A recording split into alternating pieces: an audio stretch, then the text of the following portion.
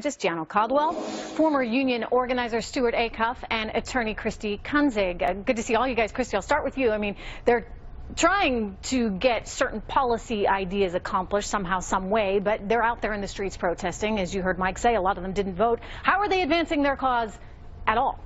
They're really not. They're, getting some coverage, which maybe is getting people to hear what they have to say, but It's not an effective way for them to do what they would like to do.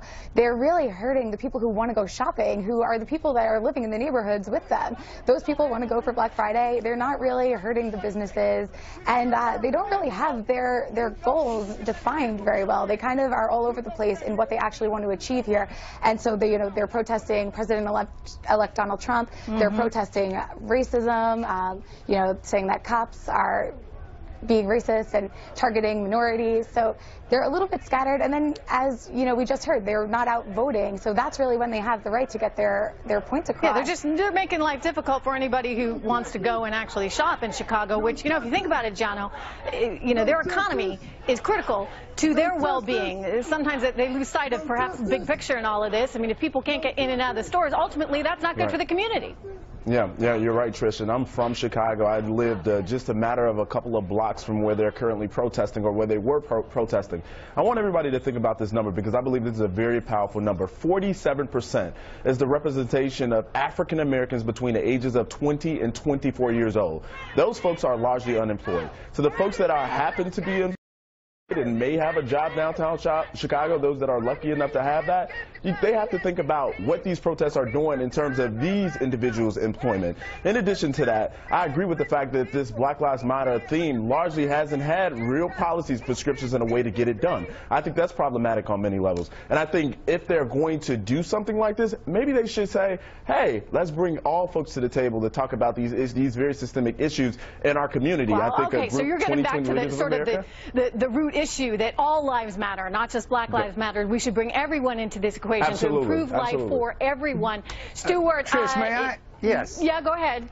Yeah. Well, the truth is that there is a specific need to protest officially sanctioned murder of African Americans in our society. There's a specific need in Chicago to protest torture, forced confessions, police beatings. Stuart, I think the studies have proven this one out. No, but the studies, I just have to point this out, they have shown, Stuart, over and over again that, in fact, we have not seen African Americans suffer as a result of police officers. If anything, police officers right now, Stuart, are the ones that are struggling. 67% increase in the number of deaths. How many black kids need to be murdered before we see it as a problem?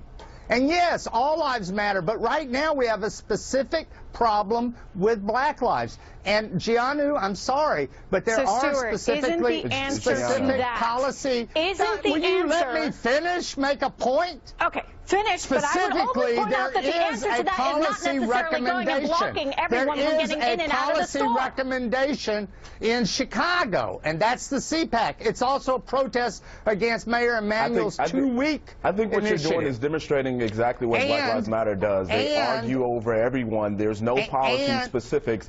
And you in Chicago, there is a policy specific. To come on Fox News Channel. You're just wrong. For you to come on Fox News Channel with that kind of rhetoric, it's very dangerous. And I think it resembles that of many folks that protest, like Occupy Wall Street. I'm pretty sure you were a part of that movement. They got nothing done. This demonstration has its roots in the picketing and the boycott of stores during the Civil Rights Movement in the early and mid-'60s. That's where this demonstration has its roots. And we're on national TV talking about it and talking about the murder of black kids.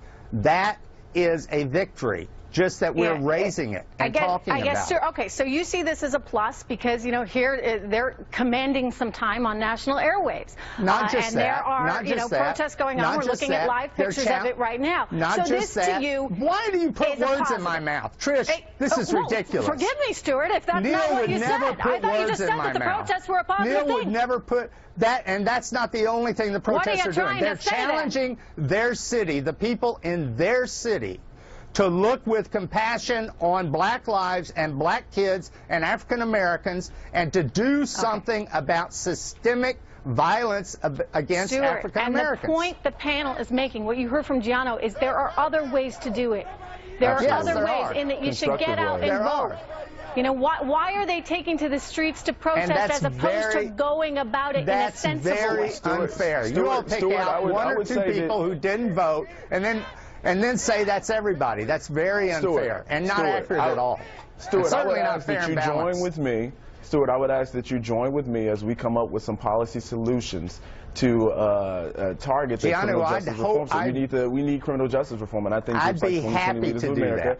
Which I'm a part of, and these are law enforcement officers, these are prosecutors, all the folks that come together that make these very important decisions. And I think if you have, and so I do deal with this stuff on a regular basis. I work with Republican leadership on the Hill when it comes to these issues. I think that's when we can actually get something done. So protesting is important when it's utilized in the correct way, but there's other ways in which you take that attention, that national attention that you just mentioned, and you get policy done. And I think that's what we agree. All right. We got some agreement. I'm glad that we can agree, what do you say? Last word to Christy before we go, guys. Thank you. I was going to say, to Gianno's point, I think that if you want to raise awareness and say that there are some racial issues that we have to address, you don't do it by adding more racial tension and saying, you know, we're only going to block stores that have white owners. Wait. If